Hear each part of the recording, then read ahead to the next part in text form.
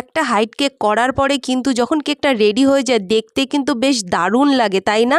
তবে দিদি cake cutting এ প্রচন্ড প্রবলেম করে এই হাইট কেকগুলো। হ্যাঁ, একদমই ঠিক কথা এইটা। তাই এই অর্ডারটা যখন আমার কাছে এসেছে আমাকে বলা হয়েছে কেকটা যেন আমি একদমই হাইট না রেখে করি, কারণ এটা একটা 1.5 পাউন্ডের কেক ছিল, আর 1.5 পাউন্ডের কেক কিন্তু আমি সবসময় 7 ইঞ্চি মোল্ডের মধ্যে করি, তো তখনই এটা হাইট হয়ে যায়।